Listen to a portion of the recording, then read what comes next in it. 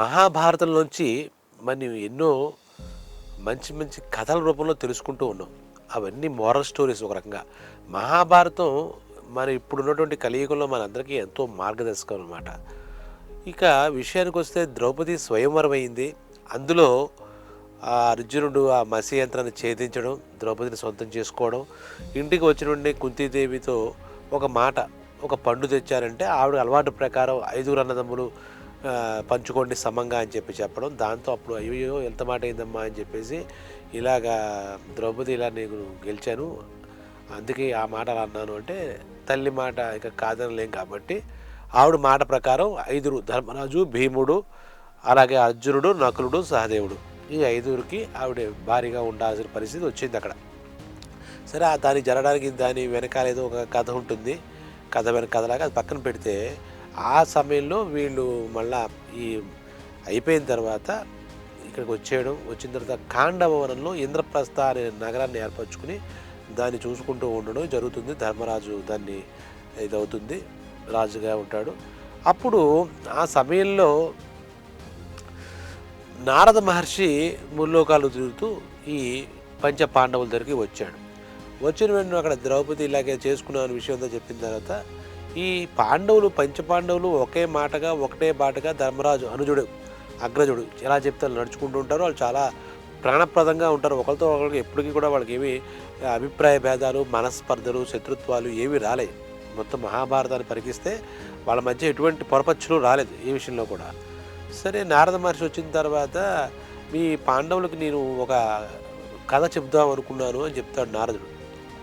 దానికి ఏంది మహర్షి చెప్పండి అని చెప్పి అంటారు. అయితే అప్పుడు ద్రౌపదికి ఏదో వేరే పని ఏదో చెప్పి ఆవిడ లేకుండా బయటికి పంపించేసి, వినండి ఇప్పుడు చెప్తాను వింటానండి అని చెప్పి 5 కూర్చున్నారు.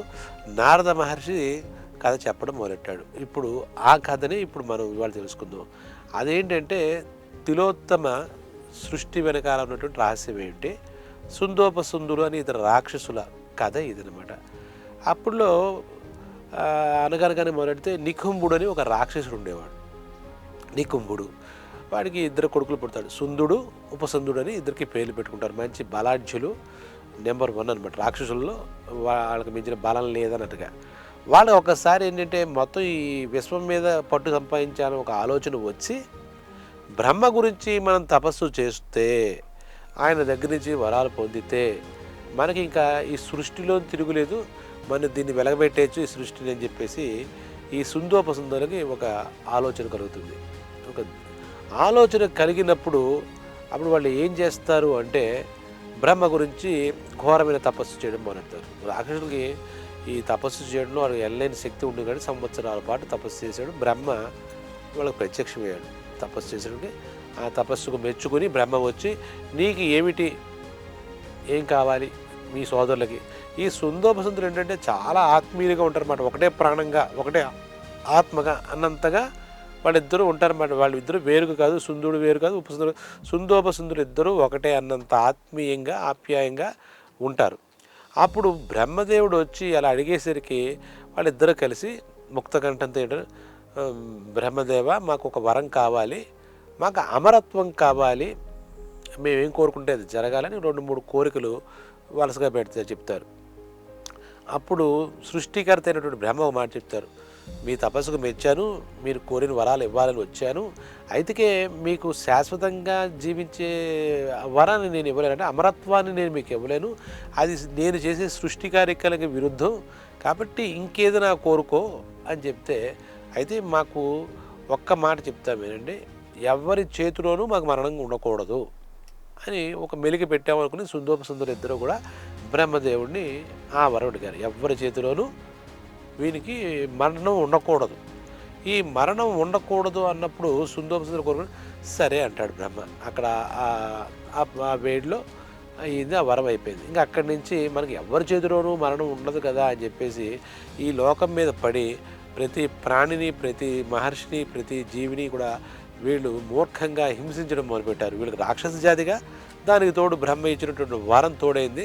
ఇంకా రెచ్చిపోసాగారు వీళ్ళంతా కూడా, ఇద్దరు కూడా ఇంకా రెచ్చిపోతున్నారు. రకరకాల మారు వేషాలు వేసుకుని అంటే పురుల్లాగా, సింహాలాగా, కనకమృగాల అలా కూడా దాడి చేయడం మొదలెట్టారు. ఓకే, ఇంకా అదొక పైశాచికత్వం, రాక్షసత్వం, వాళ్ళ పేరులోనే రాక్షసులు కదా, ఆ రాక్షసత్వంతో మొత్తం అంతా అతలాకుతలం అయిపోయింది. మానవ జాతి కానీ, అలాగే ఈ తపస్సు చేసుకున్న ముళ్ళు కానీ, మహాములు కానీ ఎంత పని వచ్చిందిరా అని చెప్పేసి భయపడుతూ వాళ్ళు ఏం చేశారంటే బ్రహ్మ దగ్గరికి వెళ్ళారు. ఎందుకు? ఈ సుందోపసుందురు ఇద్దరూ కూడా బ్రహ్మ ఇచ్చిన వరం వల్ల వాళ్ళకి ఎవరి ద్వారా మరణం లేదని చెప్పేసి ఇటువంటి కార్యక్రమాలకు చేస్తున్నారనే విషయం వాళ్ళకి అర్థమైంది. ఈ మహర్షులు, మునులు, వీళ్ళంతా ఋషులంతా కలిసి వెళ్ళినప్పుడు బ్రహ్మతో మొరపెట్టుకున్నారు. మీరు ఏదో వరం ఇచ్చినట్టున్నారు, ఆ సుందోపసుందురు అన్నదమ్ములు ఇద్దరు చెలరేగిపోతున్నారు, ఇంకా మేము బతకలేము, ఇంకా మా కార్యక్రమాలు ఏం జరుగుతాయి, తపస్సులు ఏం జరుగుతాయి, లోక కళ్యాణం కోసం మేము తపస్సు చేసుకుంటూ ఉంటాం కదా అని చెప్పారు. అలాగే అక్కడ ఉన్నటువంటి భూలోక వాసులందరూ కూడా అయ్యా బ్రహ్మగారు మేము బతకలేకపోతున్నాం, ఇలా అయితే ఇంకా మాకు ఇంకా జీవితం లేదు అని చెప్పి వాళ్ళు కూడా ఏడ్చారు. అప్పుడు ఆయన ఆలోచించారు, నిజమే కదా, ఒక వరం ఇచ్చాం మనం, వాళ్ళిద్దరూ ఏం కోరారు, ఎవరి వలన మాకు మరణం ఉండకూడదు అని ఇచ్చారు, అమరత్వం అడిగితే కుదరదంటే ఇలా అడిగారు, సరే అన్నాను కదా. అయితే ఒక విషయం అందులో చిన్న ఇది ఉంది, మెలికి ఉంది, వాళ్ళు ఎవరి చేతుల్లోనూ మరణం ఉండకూడదని కోరుకున్నారు తప్పితే వాళ్ళిద్దరికీ ఒకరి చేతిలో ఒకరికి మరణం ఉండకూడదనే పాయింట్ ఏం లేదు కదా. సో వాళ్ళిద్దరికీ ఒకరి చేతిలో ఒకరు చచ్చేటట్టుగా మనం చెయ్యాలి, లేదంటే వాళ్ళు ఎప్పటికీ చావరు, ఎవరి చేతిలో చావరు, అన్నదమ్ములే ఒకే మాటగా ఒకటే ప్రాణంగా ఉంటారని. కానీ ఇప్పుడు ఏం చెయ్యాలి అని చెప్పేసి, సరే మీరు ఏం కంగారు పడకండి అని చెప్పి అక్కడ ఉన్నట్టు వచ్చినటువంటి మహర్షులకి, అలాగే భూలేఖంలో ఉన్న జనాలకి, మిగతా జీవులందరికీ కూడా మాట ఇచ్చి పంపించేశాడు. తర్వాత వీళ్ళిద్దరినీ ఎలాగైనా సరే ఒకళ్ళతో వాళ్ళు కొట్టుకు చచ్చిపోవాలంటే ఏం చేయాలి అని చెప్పేసి ఒక ఆలోచన చేస్తారు. దానికి ఏం చేస్తాడంటే ఒక ఆలోచిస్తాడనమాట.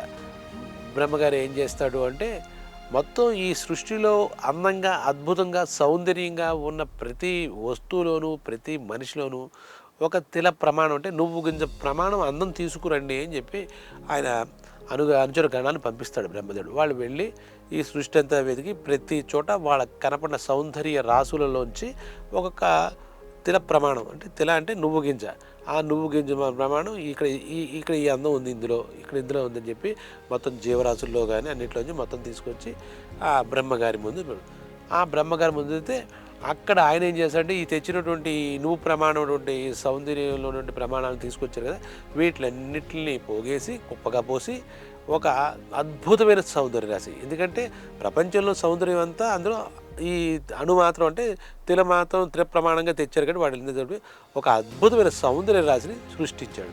ఇంకా కళ్ళు చెదిరిపోయేదన్నమాట. ఈ బ్రహ్మగారు ఇలాంటి వాళ్ళు ఏంటంటే, ఇలాగ ఏదైనా ఒక పర్పస్ఫుల్గా ఏదైనా కార్యక్రమం చేయాలంటే ఆయన అప్సరసలు సృష్టించడం ఆయనకు అలవాటు. ఏదైనా సరే విశ్వామిత్రుడు తపస్సు కోసం మేనకని ఇలా ప్రతి దానికి ఒక పర్పస్ ఉంది. ఊరవసిన ఒక పర్పస్కి, వీళ్ళందరూ అప్సరసలు అంటారన్నమాట. వాళ్ళు చాలా సౌందర్య అసలు. అందులో ఈ తిలోత్తమ అనేది ఇంకా మొత్తం అప్సరసల్లోనూ ఒక అద్భుతమైన అప్సరస అనమాట సృష్టించి. ఆ పేరు ఎందుకు వచ్చింది? తిల ప్రమాణంగా అన్ని చోట్ల నుంచి తీసుకొచ్చి సౌందర్యాన్ని ఒక అందమైనటువంటి అప్సరసగా సృష్టించారు కాబట్టి తిల ప్రమాణం, కాబట్టి ఈ తిలోత్తమ అనే పేరు నామకరణం కూడా ఆయన చేశాడు. మొత్తం అక్కడ ఈయనకి ఇంద్రుడు, దేవతలందరూ కూడా ఈ కార్యక్రమంలో, ఈ సృష్టిలో భాగస్వాములు అయ్యారు.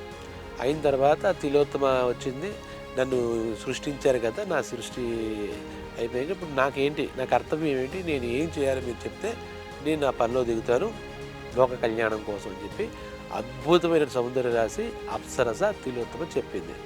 అప్పుడు బ్రహ్మగారు జరిగిందంతా చెప్పి, తిలోత్తమ నువ్వు ఒక పని చేయాలి, ఇద్దరు ఉన్నారు సుందోపసుందురు, వాళ్ళకి ఈ ఒక వరం ఇచ్చారు, దానివల్ల అల్లకల్లలో సృష్టించేస్తారు, వాళ్ళ దగ్గరికి వెళ్ళి ఇలా చేయాలని చెప్పి ఆయన పథకాన్ని అంతటి చెప్తాడు. అప్పుడు వెంటనే తిలోత్తమ సరే అని చెప్పేసి ఈ సుందోపసుందురు ఉండే చోటుకు వెళ్ళింది. వాళ్ళు ఇంకా ఇది రెచ్చిపోతున్నారని చెప్పాం కదా బ్రహ్మించిన వల్ల, వాళ్ళు ఇంకా తాగడం, తిరగడం, వాళ్ళు తోచినట్టుగా వాళ్ళు ఎంజాయ్ చేస్తున్నారు ఒక రంగా. అక్కడికి ఈ అద్భుత సౌందర్య పిపాస అయినటువంటి తిలోత్తమ వెళ్ళేసరికి వీళ్ళు సుందోపసుందురు ఇద్దరికి కళ్ళు చెదిరిపోయాయి అన్నమాట. ఇంత సౌందర్యం వాళ్ళు ఎప్పుడు చూడలేదు. ఎందుకంటే ప్రపంచ సౌందర్యం అంతా కుప్పపోస్తే ఈ తిలోత్తమని ఆ ప్రపంచ సౌందర్యం అంతా తీసుకొచ్చే కదా ఈ తిలోత్తమ తయారు చేశారు. చూసి మోహించారు, విపరీతంగా కామించారు, మోహించారు, ఏదో చేశారు. వాళ్ళిద్దరికీ కూడా తిలోత్తమ నాకు కావాలన్న ధోరణి వచ్చింది.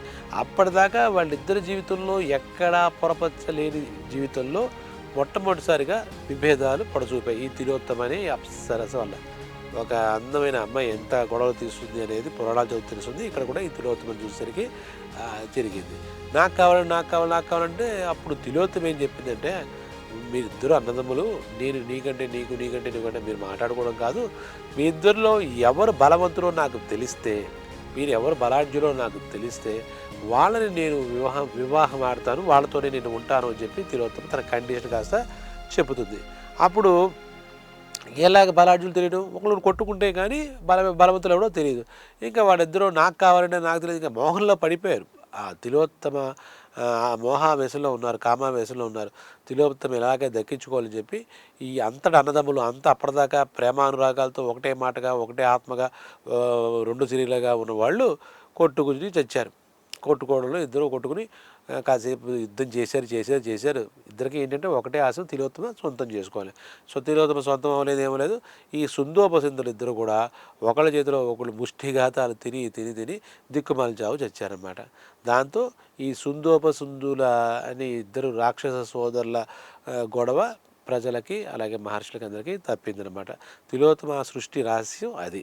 ఈ కథ, ఈ సృష్టి రహస్యం, ఈ తిలోత్తమ జననం గురించి ఇదంతా చెప్పి నారదుడు అక్కడ ఎవరికి, పంచపాండవులకు చెప్పి, మీరు ఒక పని చేయండి, విన్నారు కదా, వాళ్ళిద్దరికన్నా అన్యోన్యంగా ఉండే అన్నదమ్ములు ఇంకెవరూ లేరు ఆ సుందోపసుందరికి, కానీ ఒక అమ్మాయి వల్ల ఇంత ఇద్దరు చచ్చేంత వరకు కొట్టుకున్నారు, కాబట్టి మోహావేశం కామవేశం చాలా గొడవగా ఉంటుందని చెప్పి ఆయన అక్కడ చెప్పాడు. అప్పుడు అర్థమైంది ఈ పాండవులకి, మనకి నారద మహర్షి చెప్పే విషయం ఏంటంటే, ద్రౌపది గురించి మా ఐదుగురిలో మధ్యలో కూడా ఎప్పుడైనా గొడవలు ఇలాంటి పొరపచ్చులు రావచ్చు కదా అని చెప్పేసి, మహర్షి మీరే ఏదైనా చెప్పండి, మీరట్టుగా ద్రౌపది తీసుకొచ్చారు, మా అమ్మగారు కుంతీదేవి గారు చెప్పిన మాట ప్రకారం ఐదుగురు పండు పంచుకుంటారని ఆవిడంది ఏదో ధ్యాసలో వీడు ఇలా చెప్పాడు అని చెప్పడంతో అప్పుడు ఆయన మధ్యవర్తిగా పెట్టి, ద్రౌపది ఇకపైన మీ ఐదుగురికి భారీ కదా, కారణాలు ఏమైనా ఆ ఐదుగురితో ప్రతి సంవత్సరం ఒక్కొక్క సంవత్సరం ఒక్కొక్కరితో భారీగా ఆవిడ జీవితాన్ని కాలాన్ని గడపాలి. మొట్టమొదటి సంవత్సరం ధర్మరాజు అయితే, రెండవ సంవత్సరం భీముడు, మూడవ సంవత్సరం అర్జునుడు, నాలుగవ సంవత్సరం నకులుడు, ఐదవ సంవత్సరం సహదేవుడు. ఆయా భర్తలతో కాలం గడుపుతున్నప్పుడు మిగిలిన వాళ్ళు ఎవరు ఆవిడ జోలికి వెళ్ళకూడదు, ఆవిడ అంతఃపురంలోకి వెళ్ళకూడదు. ఎవరైతే ఆ సంవత్సరం భర్తగా ఉన్నారో వాళ్ళతోనే ఆవిడ జీవితాన్ని గడపాలి అనేది ఒక ఒక ఒడంబడిగా చేసుకుంటారన్నమాట. దానికి ఇలాగ అన్నదమ్ముల మధ్య ఎన్నో విషయాల్లో ఈర్ష్యాద్వేషాలు, పతాలు, పట్టింపులు వస్తాయి. ముఖ్యంగా ఆడవాళ్ళ విషయంలో వచ్చి తీరుతాయనే కథని మహాభారతంలో మనకి నారద మహర్షి అనే ఒక కథ ద్వారా ఈ సుందోపసింధులు తిలోత్తమని సృష్టించాల్సి వచ్చింది. వాళ్ళిద్దరి దానికి తిలోత్తమ అంతానికి తిలోత్తమ అనే ఒక అద్భుతమైన సౌందర్య రాశిని బ్రహ్మగారు సృష్టించారన్నమాట. కాబట్టి ఎంత అన్నదమ్ముల మధ్యైనా కొన్ని నియమబద్ధంగా పెట్టుకుంటే కానీ ఘర్షణలు రావని చెప్పి ఈ కథ ద్వారా మహాభారతంలో వ్యాసమహాముని ఆ సందర్భంలో నారద మోహన్ చేతి ఇంకో కథ చెప్పించి ఈ తిలోత్తమ ఈ సుందోపసుందరి యొక్క గాథ చెప్పి మనందరికి కూడా మనకి జాగ్రత్త ఉండండి, ఏదైనా అమ్మాయిల విషయంలో ఎంత అన్నదమ్ములైనా అప్పటిదాకా ఏ విషయంలో ఉన్నా గొడవలు వచ్చే అవకాశం ఉందనే ఒక ఒక మనోధర్మాన్ని మనకి తెలియజేశారన్నమాట. ఇటువంటి మరో కథతో మళ్ళీ మీ ముందుకు వస్తాను. నమస్కారం.